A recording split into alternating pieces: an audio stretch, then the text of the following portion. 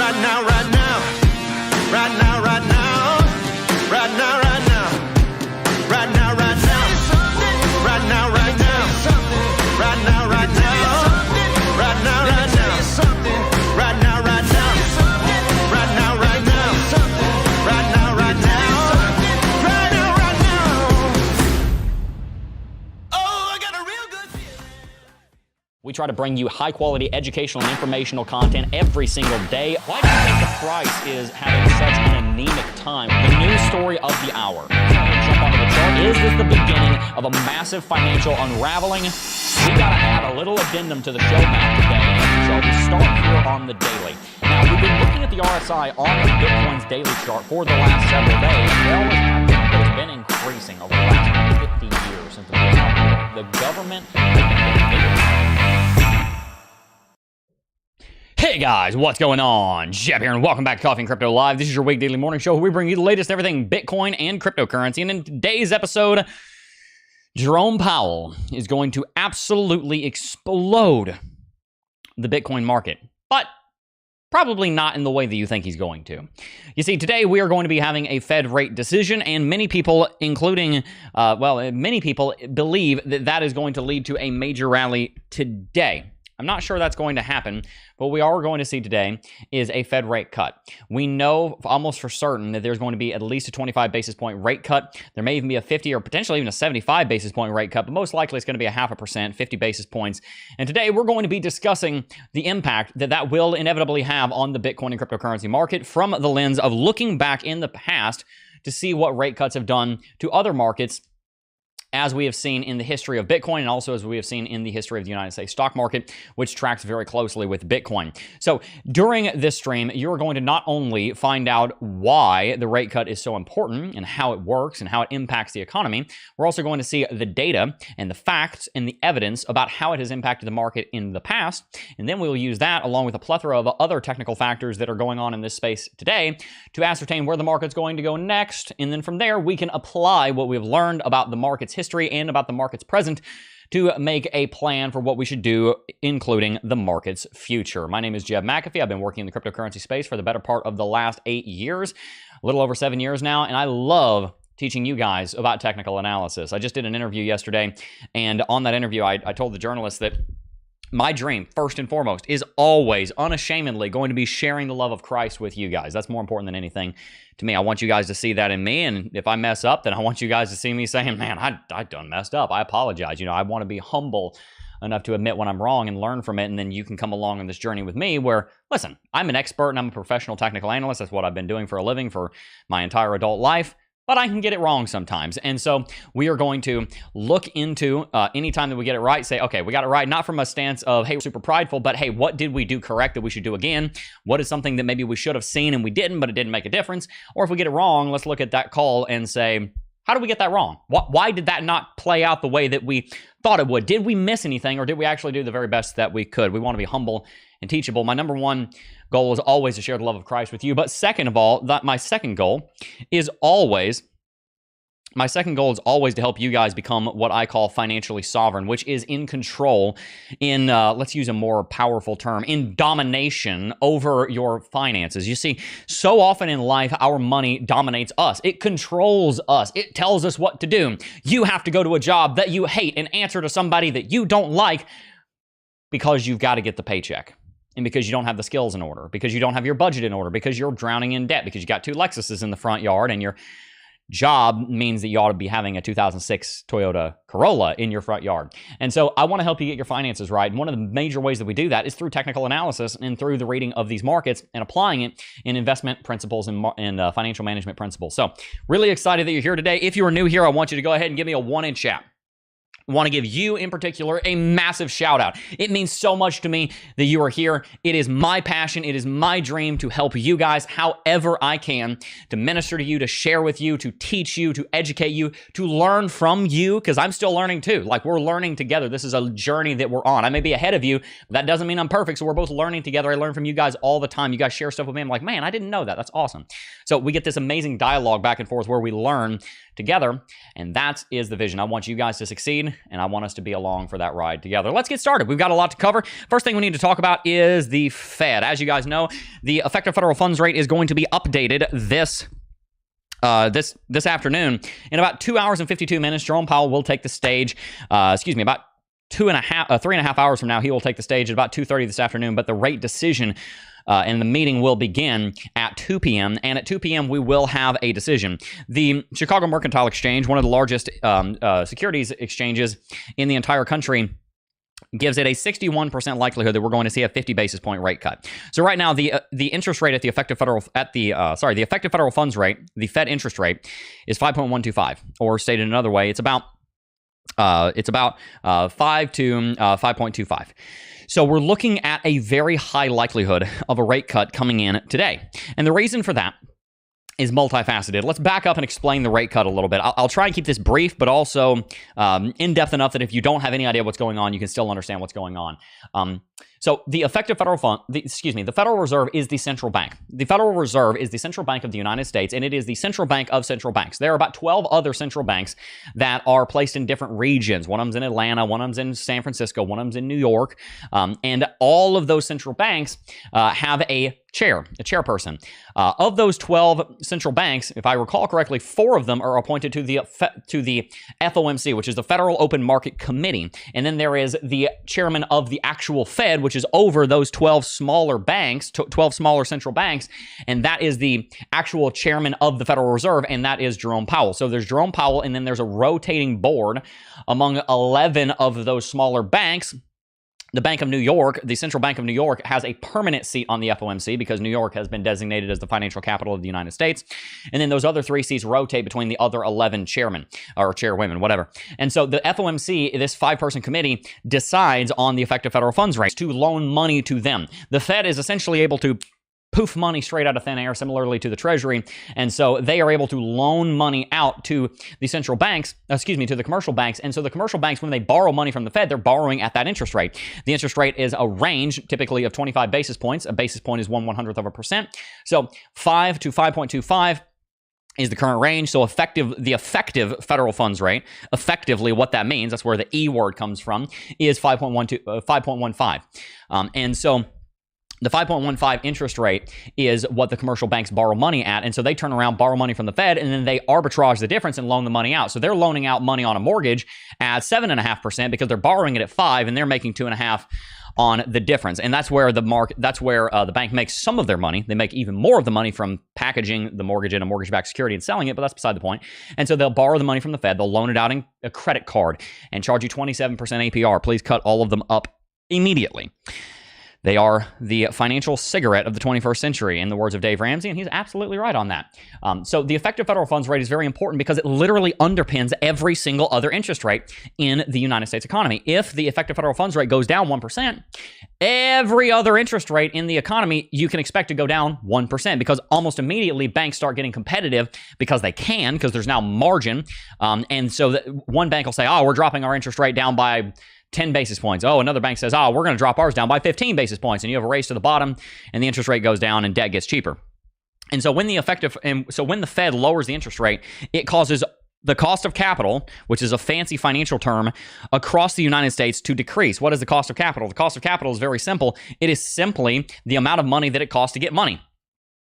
You can see here's a better definition than Investopedia gives. The cost of capital measures the cost that a business incurs to finance its operations. It measures the cost of borrowing money from creditors or raising it from investors through equity financing compared to the expected returns on an investment. So when the cost of capital goes down, then businesses all of a sudden have a higher profit margin because they are spending less money in their budget every month or every whatever fiscal year. They're spending less money in their budget every month paying on interest on the debt because their cost of capital came down, which increases their profit margin, which allows them to hire more people, which allows for their stock price to go up, which allows for the economy in general to be stimulated. So why would the Fed not just drop interest rates immediately? Why are they so high in the first place? Well, when you have a deficit coming from Congress, then the effective federal funds rate is the tool, and that causes inflation. The effective federal funds rate is the tool that the Fed uses to combat said inflation. But as we know, BLS is now reporting that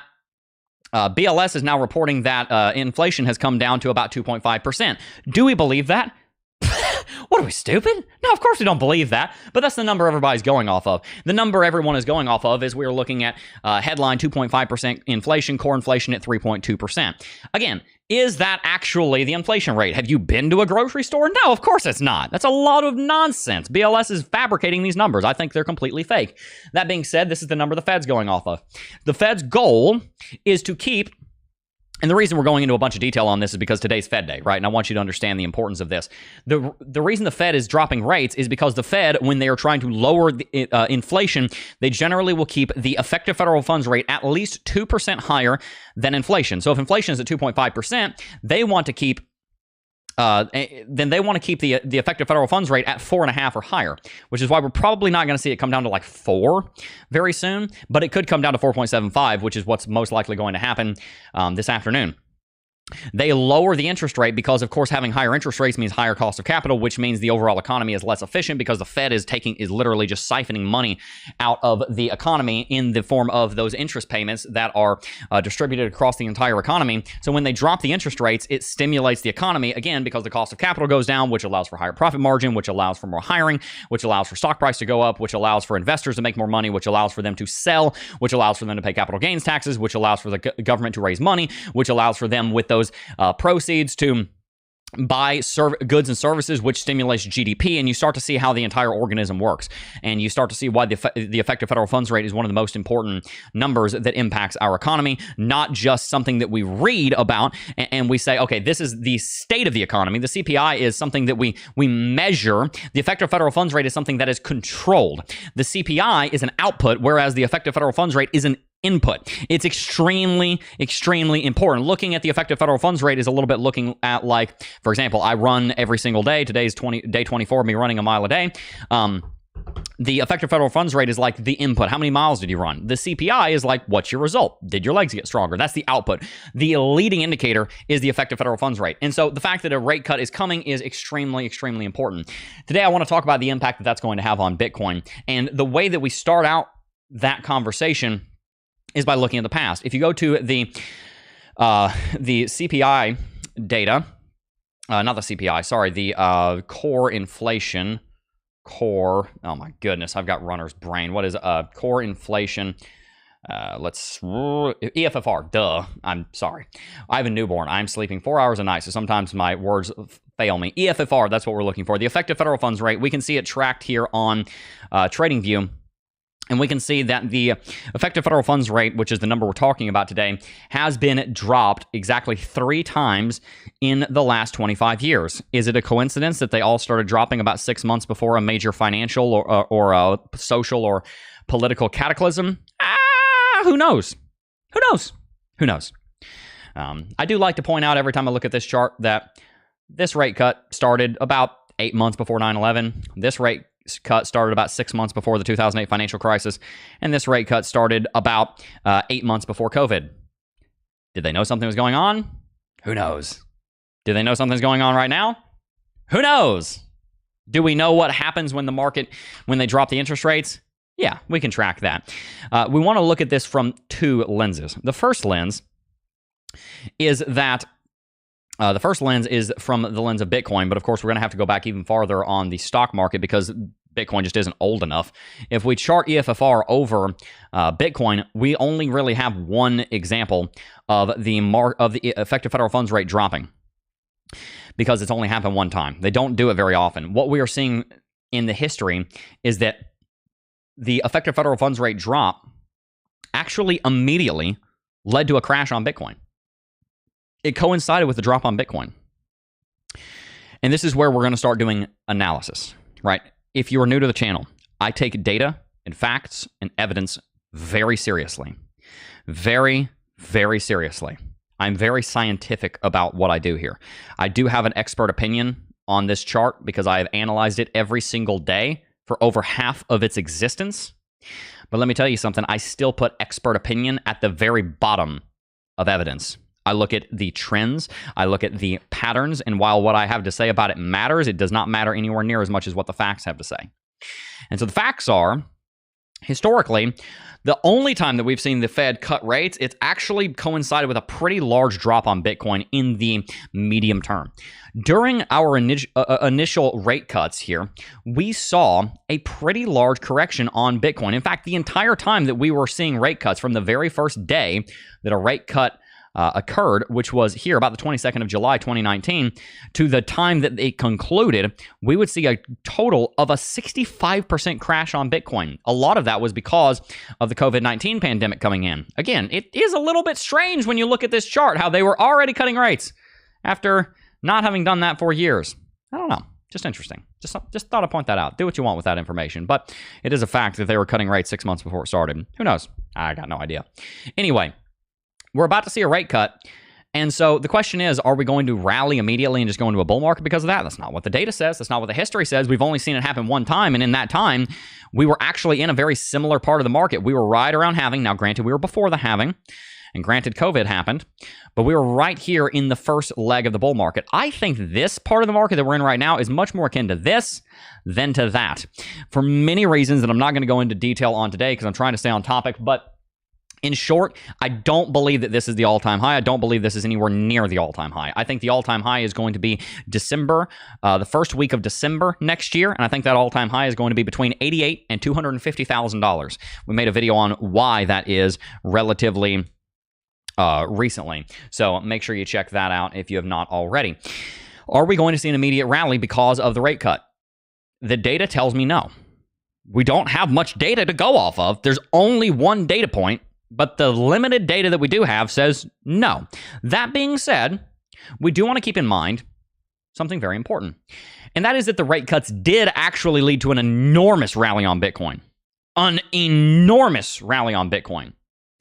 Later, from the time that the first rate cut occurred, which was here, again, about the 22nd of July, 2019, I don't know the exact date, but somewhere right around there, from the time that that first rate cut began, it would be another 230 days before an uptrend started, because a lot of correction happened after that. But when an uptrend did start, we would rally 1,467%. Why? Because the cost of capital went down, and it caused an explosion on the stock market. In this same time frame, we were seeing a rally on stocks. They crashed as a result of COVID, and then they moonshot in that low rate environment, high liquidity environment, easy money environment, money printing out the butt. Everybody was getting a PPP loan. Guys, it was insane.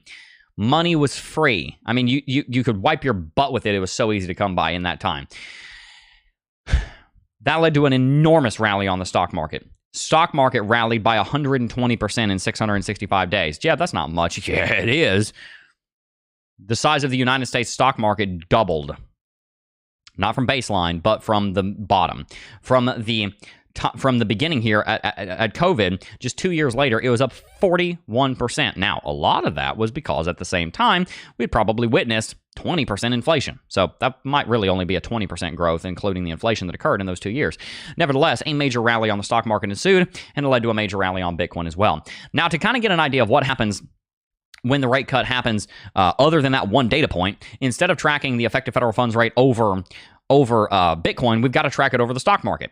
And Jeb can't do that because we're trying to figure out what happens on Bitcoin. Yeah, you're right, but in general, the United States stock market is a driver of Bitcoin. Why? Well, the United States stock market is considered risk off, as it should be. It is the oldest investable market in the entire world other than real estate. And art, I guess, in businesses, but that's what the stock market is business. So it's one of the oldest investable markets in the world. It was the first real time that, again, other than real estate, you were able to invest in something and watch it grow over time in a way that was guaranteed by the full faith and confidence of a central government. And so it is something that is considered risk off. And generally speaking, when the stock market is not performing well, Bitcoin does not perform well either. And when the stock market is performing well, Bitcoin does perform well. And the reason for that is largely because Bitcoin, again, is considered risk on. Stocks are considered risk off. So if the risk off asset is doing well, then you think that you can expand your horizons and be more risk on. And so you go and invest in other things like Bitcoin, is how the traditional investor looks at it. Now, coming from cryptocurrency, that sounds crazy. Like, Jeb, why would you do that? But that is how 98% of investors in America think. I invest in stocks first, and then I have 2%, 5% of my portfolio in Bitcoin, is the way that they think. So the correlation between Bitcoin and the effective federal funds rate being established, we can look at how the effective federal funds rate has impacted the stock market as a stand-in for Bitcoin. And what we find is that in 2008, again, remember how I said that this is awfully coincidental timing, the effective federal funds rate started dropping at the exact high. We hit 156 here on the SPDR, S&P 500 ETF Trust, and from there, we had a precipitous rally that happened in exactly the exact same time. It happened in the exact same time that we were seeing the drops on the rates, that the rate cuts were occurring. Same thing happened over here. We saw the rates falling right as the market dropped, and the market would go through a massive crash as the rates were coming down. Again, leading into 9/11, right? We've got 9/11 standing here in the middle of this market as one absolutely enormous black swan event that just considerably exasperated the already large financial crisis that was going on back there in the beginning of the 2000s because of the dot-com bubble. And so the effective federal funds rate actually dropping has led to, in every single example in history, has led to, or at least you could say correlated with an enormous stock market crash or a Bitcoin crash. So when I made the title and I made the thumbnail, Jerome Powell will explode Bitcoin, but not today. And when I said that, that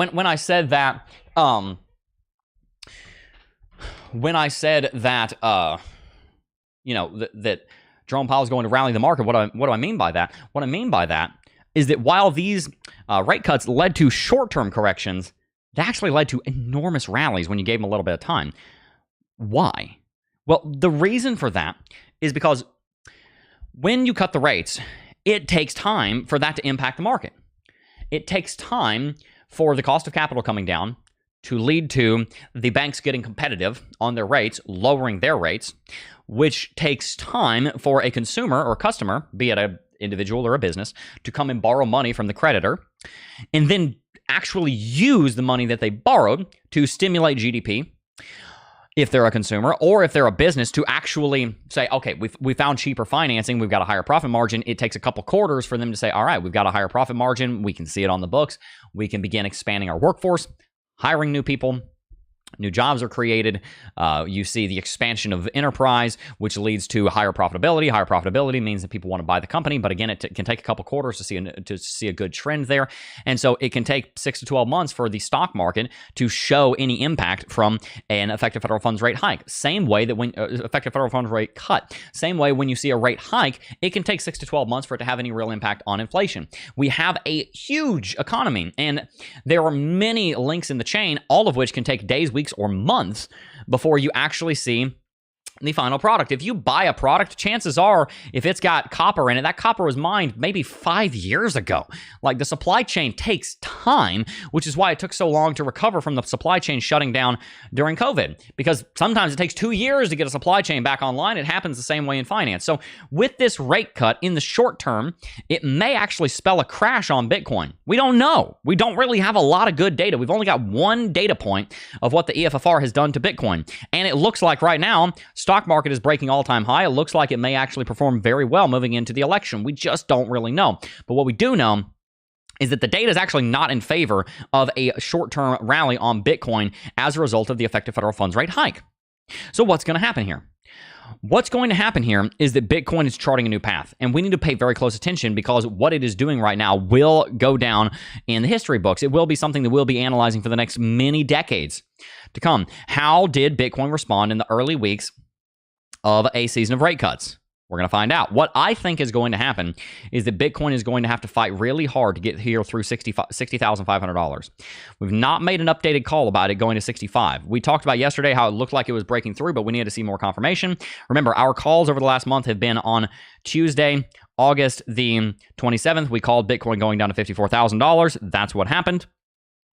Right down here, we called Bitcoin going up, coming up here, and then dropping back down to 54. We were wrong on that, and the reason we were wrong on that was because the next day we had a huge announcement from the UK with a bill going through Parliament to make cryptocurrency property laws a lot more clear, which led to a rally on Bitcoin, leading it to break this resistance level. And the very next day, we updated our call and said Bitcoin was going to go down, was going to go to this downtrend. So for one day, we got the call wrong, and then we ended up changing that call in the light of new evidence, which is what we want to do. Again, we're trying to be scientific here. And then we And so we have the correction, we have the downtrend here that we're rallying up towards, and that's where we said we were going to go, and that's where we've gone. So the kind of two major calls have been here we're going up to the downtrend, here we're going down to 54K.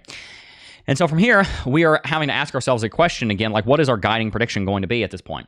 And the guiding prediction right now is, honestly, it's kind of difficult to say in the short term. I don't know that I'm ready to make a solid, definitive prediction on where Bitcoin's going to go next. What I can say is that this downtrend is the battle plane.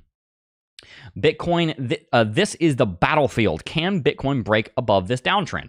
And so that will lead us into the next part of our analysis that we'll begin here in just a moment. But I do want to read chat a little bit. I really appreciate all 640 of you guys for tuning in.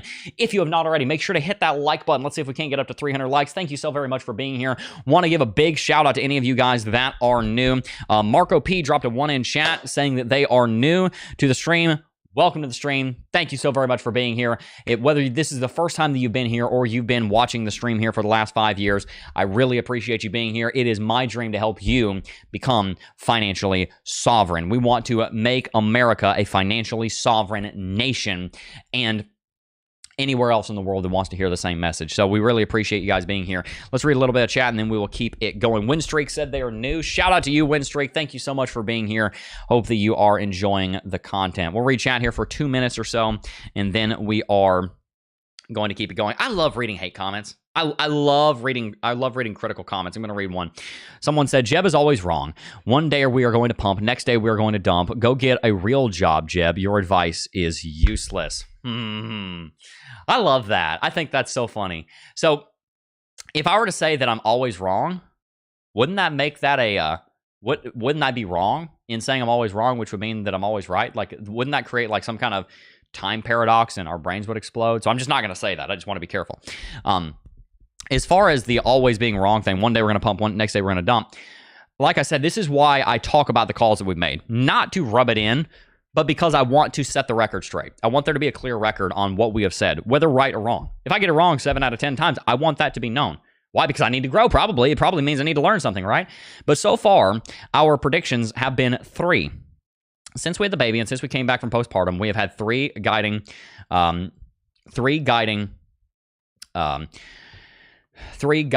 predictions. Our first one was here on Tuesday, August 27th. We said Bitcoin's going to drop down to 54,000. I was called a clickbaiter. I was called a fool. You know, all of that. It happened. I said we were going to drop $8,000 from 64, or from 62,000. We were going to drop $8,000 down to 54,000. That's what happened. Here on September the 10th, we made a call that Bitcoin was going to drop down to 54. The next day, we got some news that the UK was passing a property bill and Bitcoin bounced quite a bit, breaking resistance. So we updated that call the next day and said we were going to rally up to this downtrend. Those have been the 3 calls that we have made in the last month. I don't make calls very often because I want to see how they play out. So far, we've been pretty accurate. We've been wrong for 1 day on our predictions. It's not always like that, but the last month has been pretty good for us. So here's the thing.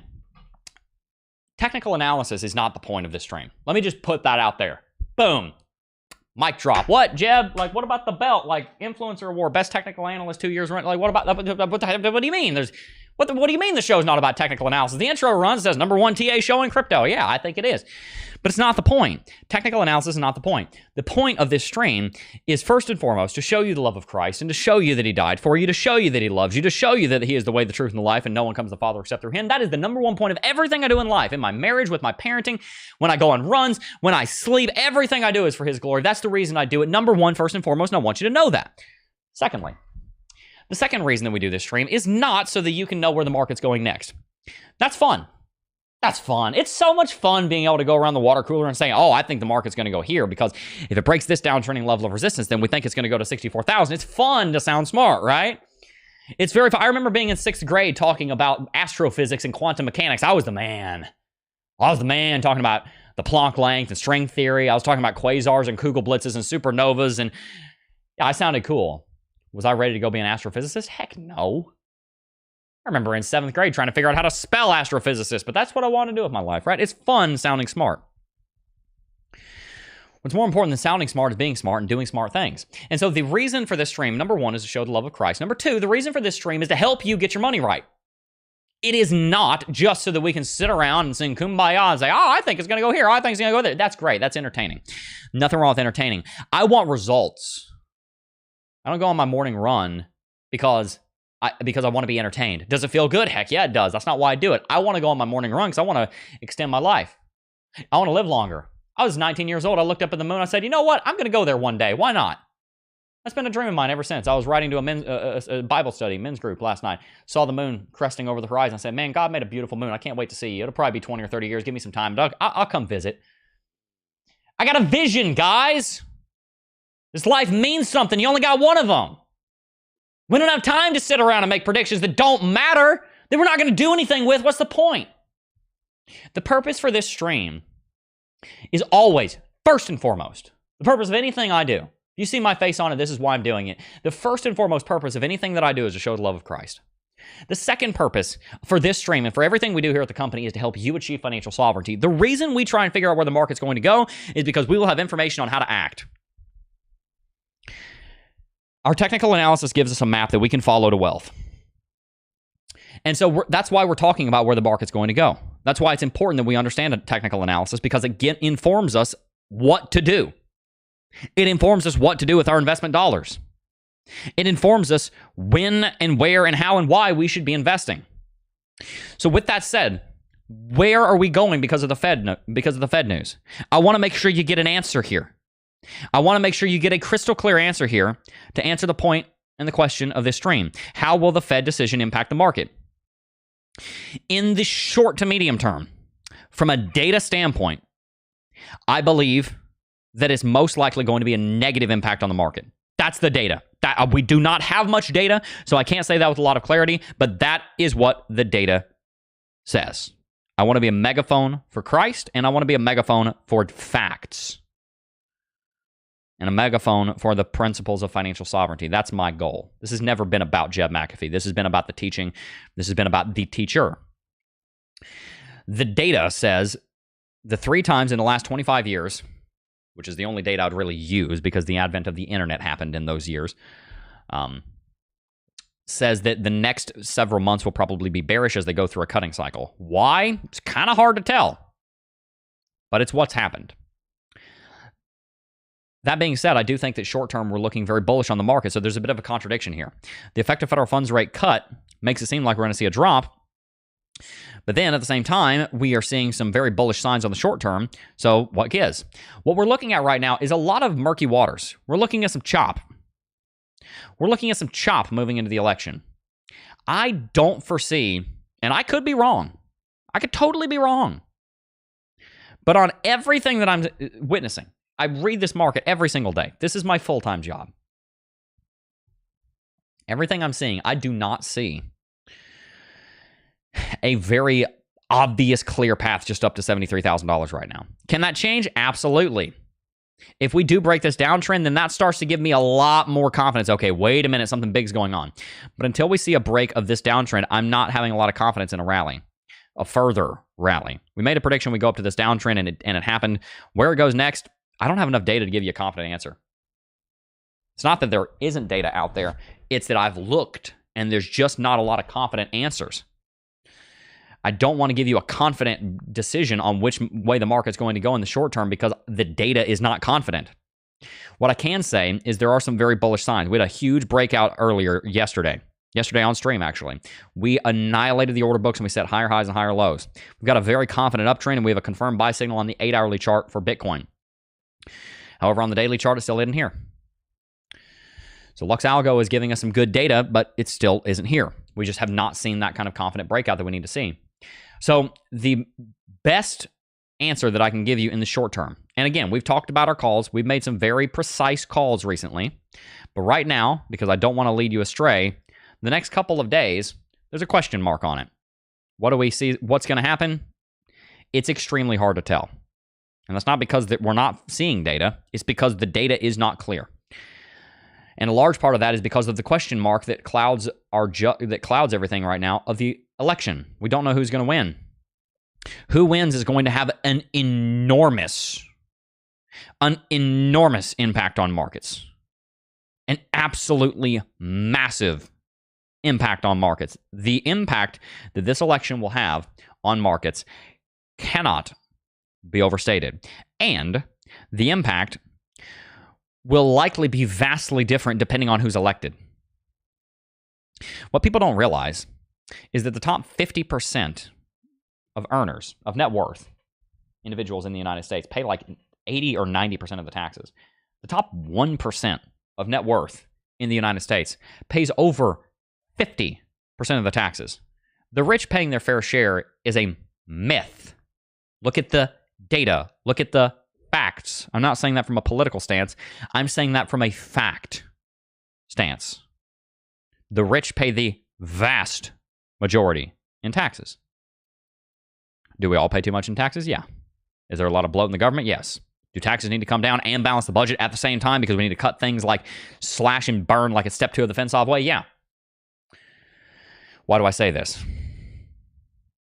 The reason I say this is because there's a policy that's being put forward by Kamala Harris of individuals with a net worth of over $100 million will be paying 25% unrealized capital gains taxes. The rich already pay a lot of taxes. Can they pay more? Yeah, I suppose. Are they going to be able, are they going to desire to make a bunch of investments in a market when they're paying 25% unrealized capital gains taxes every single year? You're bleeding them dry. No.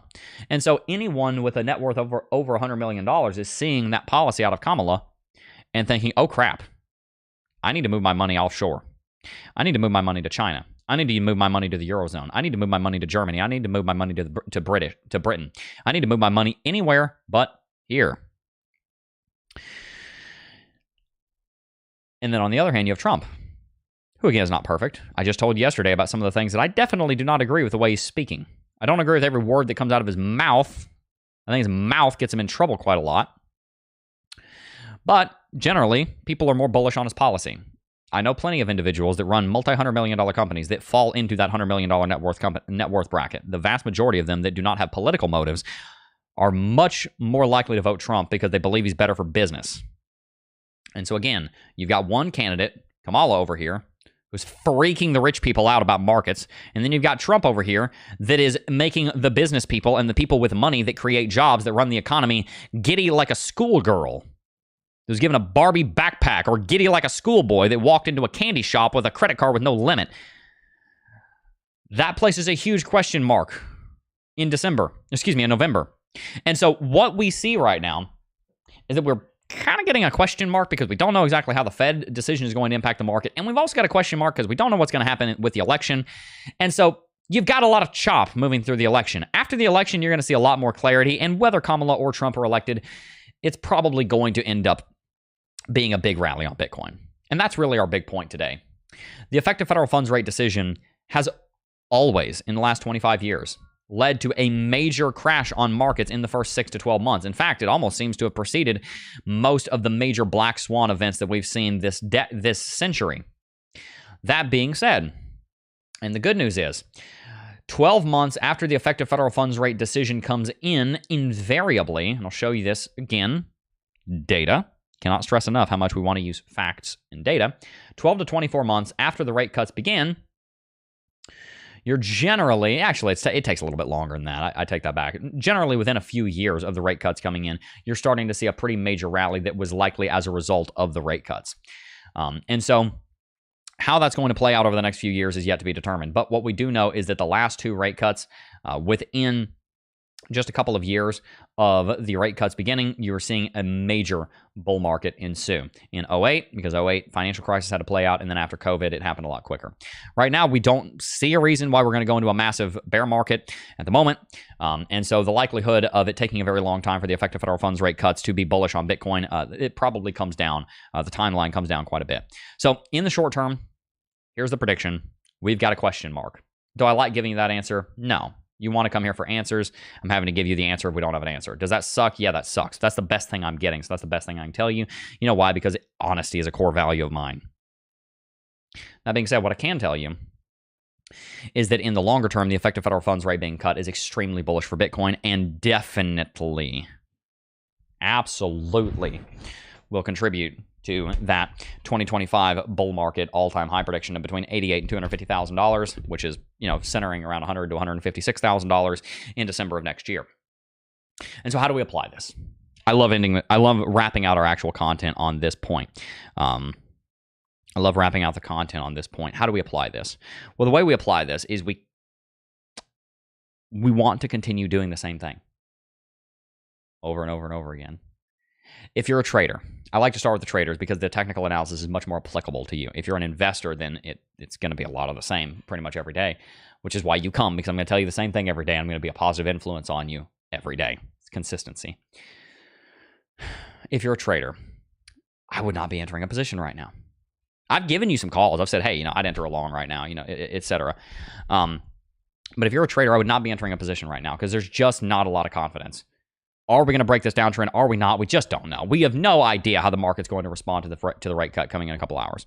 Should we keep watching? Yes. If you're a trader, I'm out of a position right now. If you're an investor, we're going to continue dollar cost averaging.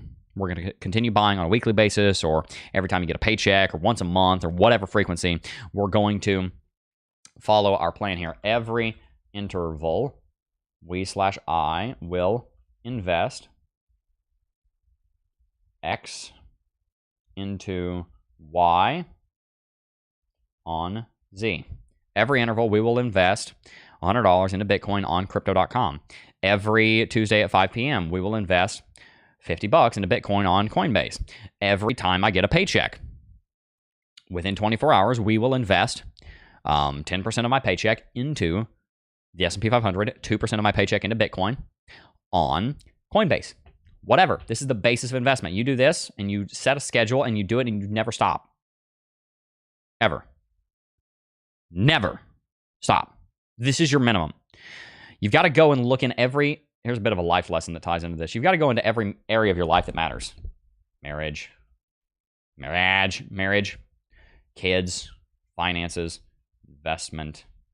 It's kind of a sub of finances, right? Investment, health, nutrition. And you basically got to figure out, what am I going to do every single day in these areas? For me, here's some of the things that we do. In nutrition, vitamin, protein supplements. I'll just give you an example here, because hopefully that's helpful.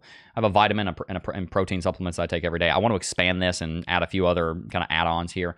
We have vitamins and protein supplements that we take every day. And I married a Puerto Rican. And she can cook. That's kind of what I do for nutrition. I married a Latina, and my God, can she cook? So that's what I do for nutrition. Oh, I am rich. Oh my goodness. In health, I run at least a mile every day. I run or walk at least a mile every day. Every single day. I ran 2.25 miles this morning. About a 14-minute mile pace. Is that very good? No. Is it getting better? Yeah. Investment. We invest in a Roth IRA every month. Invest in a BTC. Invest in a real estate fund. And these are all things that we do on a monthly basis, right? My investment in Bitcoin and cryptocurrency is actually paused right now because we have such a huge amount of our net worth in that, so I should probably take that out. But generally, in a regular season, that's what we would be doing. Every single month, we're investing in Bitcoin, at least. Finances, in the broader sense of finances. Every month, monthly budget. So these are our habits. This is kind of the building blocks, right? Kids, we have family, game night, and family movie night. And, 2 to 5 trips a year, right? Marriage, weekly date night, movie night, etc. Find the important areas of your life and set a habit. Here's the habit that you set for your investment. Every interval, we will invest X into Y on Z. I do this in every area of my life. This is just the one that you do with investment, right? Every interval, we will invest X into Y on Z. Every interval, we will invest X into Y on Z. Every interval, we will invest X into Y on Z. Every interval, we will invest X into Y on Z. When I do scripture memorization, that's what I do. I do it like this. I say, but seek ye first the kingdom of God and his righteousness, and all these things shall be added unto you. But seek ye first the kingdom of God and his righteousness, and all these things shall be added unto you. Matthew 6:33. But seek ye first the kingdom of God and his righteousness, and all these things shall be added unto you. You memorize it, right? You do it 50 times, and then you recite it to yourself every day for 100 days, and you've memorized it. Boom. Wow, I've stored up the word of God in my heart, that I might not sin against him. Psalm 139.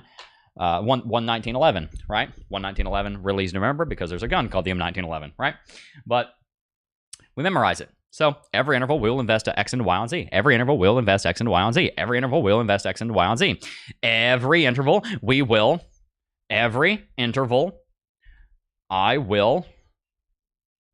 will X, Y, Z. Why? Every interval, I will X, Y, Z.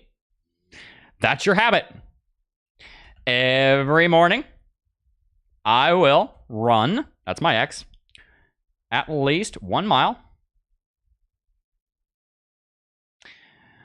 on the road. You know, whatever, right? These are habits that we build. You want to succeed in something? Figure out what your minimum is. This is my minimum. This is what I'm going to do at a minimum. Do this with investment. This is your first application here. It's your first application here. This is the most important application here. If you're not dollar cost averaging into Bitcoin, pay off your debt, get a budget, build an emergency fund, start investing in the stock market first, and then invest in Bitcoin. Why do it in that order? Because that's what millions of people have done and it works. I can sit here for the next half an hour and explain to you every single reason why you ought to do that, but that's what you should do. It's called the Financial Sovereignty Way. We have an academy on it coming out. Stay tuned. But after you do that, what should you do more specifically? Because that's also helpful. I want you to have a cash account that looks very similar to the every interval, we'll invest X into Y on Z. Every paycheck, the same interval, we will put $50 into a cash account, yield bearing, on Uphold. Great place to do it. They've got a USD interest account. It's great. If you have that cash account, I would continue loading up your dollar cost averaging here, because while there may be a big crash to come, and I want you to be able to accumulate that, and I don't know what's going to happen over the next couple of months. I'm not extremely confident right now. When we do become more confident, we'll make some calls. What I do think is if you're a long-term investor, which if you're in crypto, that's the first thing that you should become. If you're a long-term investor, then you should absolutely consider, again, the key word there is consider, deploying cash. It is your decision. I am not a financial advisor. I do not want to be a financial advisor. That is not my goal. I've thought about becoming a financial advisor. I actively chose against it. It's not that I can't get it. I thought about doing it. I looked into the requirements, and I found that I don't want to be a registered financial advisor. I don't want to be an RIA. That's not my goal. That's not what I want to do. I want to teach you to do it yourself because I want you to be sovereign. I don't want to be in charge of your money. I want you to be in charge of your money. Also, I couldn't do this show if I was an RIA because I can't commentate on markets. So I'm not a financial advisor because I don't want to be. I want you to make the decision for yourself. That's very important to me. I will never give you investment advice, not just because I can't legally, but because I don't want to. But what I will say is I would consider deploying cash. And the reason for that is because I do believe that we're going to have a huge rally over the course of the next 7 years, but even over the next year or so. And I'm not sure how much longer you're going to see these prices. We've been sitting here at these prices for a long time. And while a capitulation can come, and for that reason, I would recommend not deploying all of your cash, maybe no more than like 25% of it, maybe no more than 30 to 40% of it. Again, just something to think about, just a kind of a starting point for you to make a decision here. I do think deploying some cash right now, it would be wise for someone who is in a good, strong financial position, out of debt, out of non-mortgage debt. I'm not saying you have to be out of mortgage debt, but out of non-mortgage debt, you have a budget and you're financially sovereign. Yeah, I would definitely consider putting some cash in now. So those are kind of our applications here. That's where I think the market's going to go. That's the impact I think this decision from the Fed is going to have. And of course, we will keep you guys updated as new information rolls in. Big shout out to Martine Siebels, became a Jedi Youngling. Shout out to you, my friend. Thank you so much. Really appreciate you. Really appreciate you for supporting the channel. Thank you so much. Huddle the Line said, Jeb, you the man. That's the Lord, but thank you. The Lord's the man. Let's see. Riskmore also said, you're the man. Kat said, Jeb keeps it 100 all the time. Thank you so much. That's the goal. I like to keep it real. Shadrach Frost said, Jeb, I support you and your vision 100%. Keep up the good fight, brother. Thank you, Shadrach Frost, for your years of support. I really appreciate it. Joy Van Englenberg said, hi, Jeb. Look forward to this stream. How are you and the family? Doing well. Very sleep deprived, but doing well. We're doing very well. God has blessed us once again with breath in our lungs and a beautiful, beautiful day. Beautiful day. A lot of hope. A lot of hope. Let's see. Chris and Keith, you two... I'm not going to read that. There's some conflict going on in chat. Be nice, everyone. It's sad how much meanness there is out there. You know, don't get me wrong. I can be pretty straight with you, but I will always do it while attempting to be kind. Kindness is a law. It's not an option. The fruit of the Spirit is love, joy, peace, patience. What's the next one? Kindness, faithfulness, gentleness, and self-control. We need to be kind. You can be kind and gentle while also rebuking somebody. Did you know that? There's a way that you can kindly rebuke somebody. Did you know that the sharpest rebuke is still a gentle and kind rebuke and meek rebuke? Did you know that? Did you know that? It is. It is. You can tell somebody off and tell them, man, you jacking everything up. You're just completely going in the wrong direction. I had somebody sit at our kitchen table that we were trying to minister to last week. They wanted to fly up. Long story, won't get into it. They straight up told me, I'm going to try out God for a year. If it doesn't work, I'm going to sell my soul to the devil. I kindly told them that that was the stupidest idea that they could possibly have ever come up with. And they still loved me. They still loved us. But I very kindly and with a smile said, that's a really dumb idea. You can be kind and gentle and tell somebody that they are walking off a cliff. Let's have some kindness, guys.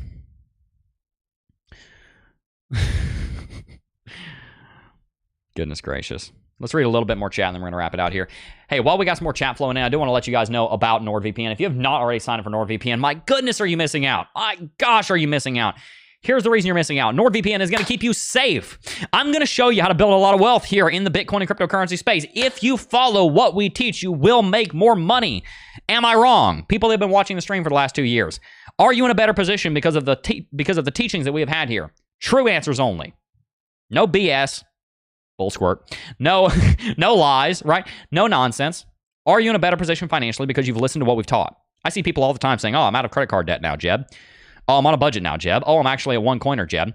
Have you been growing because of the advice? And it is advice. It's not financial advice, but it is financial principle advice. It's not financial advice in the sense of do this and buy this, but it is advice in the sense of do this and you will be more successful with your money. Are you more successful with it? One of the things that I want you to do, and this is advice, is that you should sign up for NordVPN, because if you build wealth, which is what's going to happen if you listen to what we teach, I don't want you to lose it to a hacker or a thief, because I would much rather you have your hard-earned money than a thief. NordVPN is going to keep you protected by keeping you invisible and safe while you browse online. Absolutely essential for your browsing experience here online. If you've not already signed up for NordVPN, you should join the thousands of our viewers who have done so with the link in the description box down below. You'll also be helping to support the channel, so thank you very much. Shadrach Frost said, love my NordVPN. I've only made better decisions because of this channel and because of CT2A. Shout out to you, Shadrach Frost. Really appreciate you as always, my friend. Always try to find areas of agreement, then you can talk about the areas of disagreement in a civil way. Yeah, and that's true. You can find common ground. So when I was, and so just to kind of walk you through, the way that I rebuked that person that literally told me they were going to sell their soul to the devil, I held up the Bible and I said, we both agree that every word between this cover is true, right? And she said, yes. And so I read to her exactly what Jesus did when the devil asked Jesus to bow down and worship the devil. And Jesus said, no, I will only serve the Lord God. And so, you know, you can agree with somebody by saying, hey, we agree that the Bible's true, right? Yes. Well, the Bible says that what you're doing is sin. So please don't do that, because you will hurt yourself. When somebody tells you you're in sin, if they're telling you you're in sin because they're trying to make you smaller than them, then they are being a critical jerk. If somebody tells you that you are in sin because what you are doing is going to hurt you, then they have the right heart. I don't tell people that they are in sin because, oh, I'm so much better than you. No, I tell people that they are in sin because sin is painful. It's a little bit like saying, hey, your hand's on the stove, you ought to take it off. There is pain associated with what you're doing. And so when you phrase it that way, people are like, oh, wait a minute, he's telling me this because he loves me. Yeah, I am. I'm telling you not to hurt yourself. That when I'm saying turn from sin, repent, for the kingdom of God is at hand, I'm saying repent, turn to Christ, because not doing so hurts. It's painful. Eternally. All right, let's read a little bit more chat here. Thank you guys for tuning in.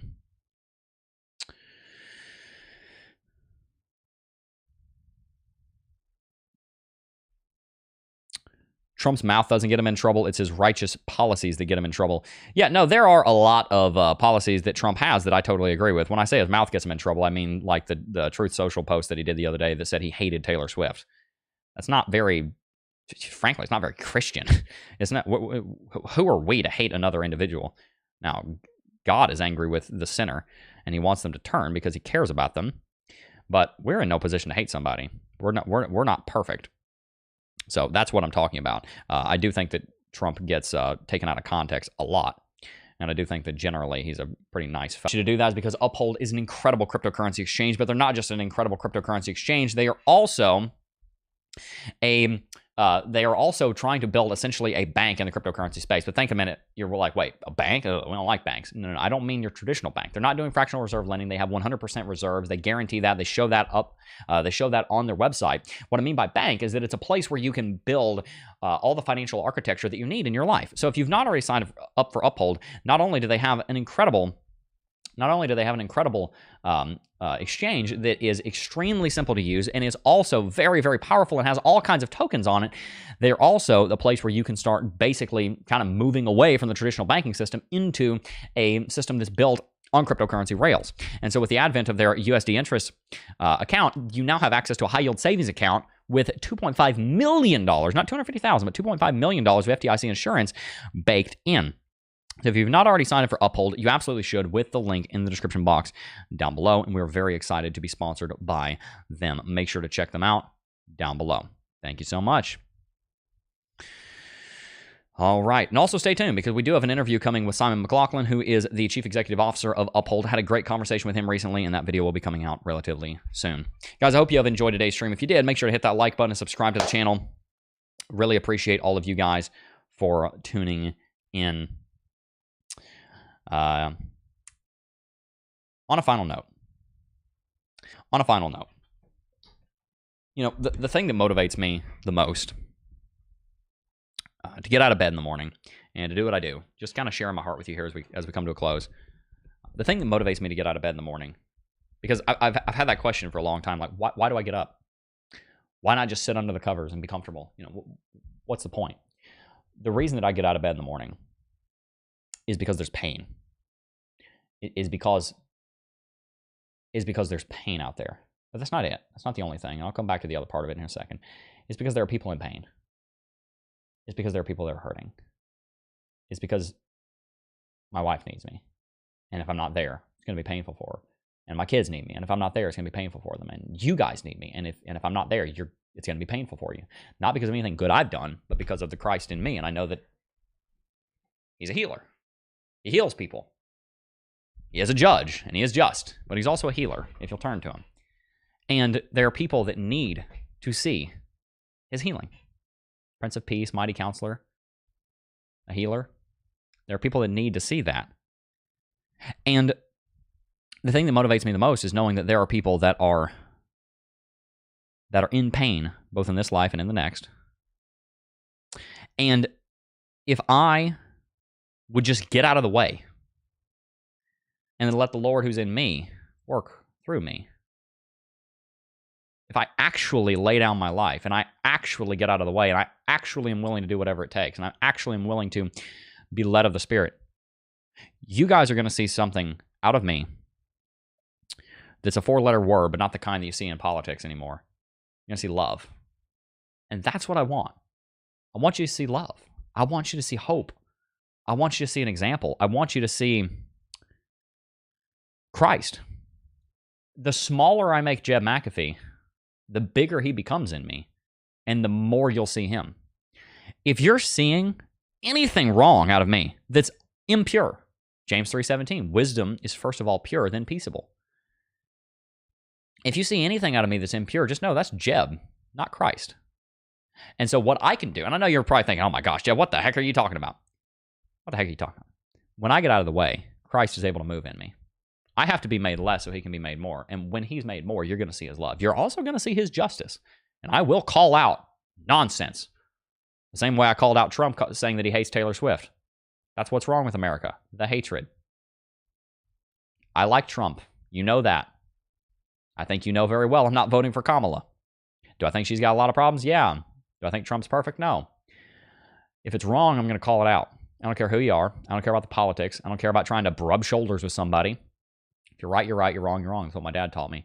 You're going to see justice, but also more importantly, not more importantly, but equally importantly, you're going to see love. That's my goal. And that's what motivates me. And that's what I want you guys to get from our stream. That's what I want you to get from our content. That's what I want you to get from the Financial Sovereignty Academy. And ultimately, that's what I want you to take with you, is love. The reason that I want you to fix your finances is not because I want you to be rich. It's not because I want you to in vain. Go get a Bugatti. I saw a video from somebody that you would know the name of recently. I'm not going to say the name, but they said, do this, do that, and then boom, before you know, you got a Bugatti. Cool. It's a car. I don't care how good of a car it is. It's going to break down eventually. What will never fade is love. I want your money to be right because I love you and I want you to have a good life. And I want you to see that when you do money God's way, it works. And I want you to see God's glory in that. And you'd say, man, oh my goodness, the guy who wrote the book might actually know what he's talking about because the book also says he made the earth. His name is Lord. His name is Christ. Jesus Christ. I want you to see that, and I want you to turn to him, and I want you to give him his life. Give him your life, sorry. And I want you to have blessings such that you cannot hold them, such that they are pouring out of your hand. But those aren't just money. It's not just fancy wealth. It's peace. It's joy. It's fulfillment because you're able to go to a job that you like. It's knowing the Lord so you can have hope for eternity. It's having better relationships because you don't have this financial strain and pressure on you. It's being able to access quality medical care. I want you to have blessings. But here's the thing. Delayed gratification looks like this. Sometimes you got to go to war before you can have peace. Neville Chamberlain wanted peace before he had war. Winston Churchill made the wise choice that to have peace, we have to first go to war. You know the history, you know what I'm talking about. We've got to go to war on some things in our life. We've got to go to war on chaos. There's chaos in our life. Where did I spend all that money? Oh my gosh, there's $1,000 not in my checking account. Where'd it go? $200 of fraud, $800 of Chick-fil-A. Where'd my money go? I'm broke. We got to declare war on chaos. We've got to declare war on debt. Debt is slavery, period. Oh, but yet, no, period. Oh, but Jeb Leverett, period. But Jeb, but what am I, period. If you're okay with being a slave, then take out debt. If you want to be free, then get out of it. Period. Period. The borrower is slave to the lender. Proverbs. Romans 13:8. Owe no one anything except love. Period. Is it sin to be in debt? No. Is it wise? No. Equally no. It's upside down. I want you to have blessings that are so large, that are enormous. God, you can't even come up with the words to describe how thankful you are because of how blessed you are. But you're going to have to give something up. But you're going to have to sacrifice something. And I'll tell you, in one word, what you're going to have to sacrifice to receive the blessings that I have for you. You're going to have to sacrifice something near and dear to your heart. You're going to have to sacrifice something that you never thought you would. You're going to have to sacrifice the single most hardest thing that anybody would ever sacrifice in their entire life. And that is that you're going to have to sacrifice the thing which I decided to sacrifice, and you might know where I'm going with this because I already said it. You're going to have to sacrifice you. You're going to have to sacrifice you. Think about it. Christ sits on the right hand of the Father. How'd he get there? He sacrificed himself. If you want a blessing, you're going to have to sacrifice yourself. Which, don't lie, it's the nearest and dearest thing to your heart. As is the flesh, as is natural. You're going to have to sacrifice you. You're going to have to lay down, and you're going to have to say, I need to get out of the way. There is only one thing that I can do for the kingdom of God, and that is get out of the dang way. Because Jeb McAfee's never done anything good. Christ in me has done a lot of good. Out of my body, out of my mouth, much good has come. That has never come out of my soul. It has only ever come out of the Holy Spirit moving through me. I've got to get out of the way if I want the blessing of being able to look back on a life of saying, wow, a lot of people got help because of what I did. Wow, I had a great relationship with my wife and kids because of what I did. Wow, I got very, very rich, and it was fun. Wow, I had a lot of fun experiences, and wow, I get to look forward to an eternity in heaven. And the only reason I got in is because the guy that made it said I can come in, not because of anything I did, but because Christ invited me. And I get to reap the blessings in heaven and the rewards of what I did in life. But the only way that will ever happen is if I understand that it was not I at any point in that timeline that did it, but it was Christ in me. And the only way that anything good came out of me was because I got, literally, the hell out of the way. I want you to have a blessing. But my closing thought is this. I wake up every morning because I see pain. And that pain comes from the chief of sin, which is pride. What is pride? Not being willing to sacrifice you. That's pride. I wake up every day because I want to be an example. And I'm a really bad example of it. Trying to be better. A bad example of it. I want to wake up every day because I want to be a witness to my wife. I want to be a witness to my kids. I want to be a witness to you guys about what it looks like to sacrifice me and the blessings that come from that. If you want a good life, you can cheat and you can steal and you can rob and you can be prideful and you can do this, that, and the third. You can sin. And it might get you a little ways, but it does not profit in the end. I will laugh at their calamity. I will mock when their fear cometh. When fear cometh as desolation, and their destruction cometh as a whirlwind. They shall seek me early, but they shall not find me. They would not hearken unto my word, saith wisdom. After she cried from the rooftops, I beg you, listen to me, follow me, says wisdom. And you wouldn't. And so wisdom, being perfect, will sit back and laugh at the consequences of your foolishness. Turn before it's too late to wisdom. Turn before it's too late to Christ. Turn before it's too late to what we know to be true, which is that we have to sacrifice ourselves if we ever want the blessings that Christ has for us. And on that note, if you enjoyed today's stream, hit that like button, subscribe to the channel. And before I go, I do just first want to thank each and every single last one of you for watching, as always. And I will see you guys in the next video. Peace.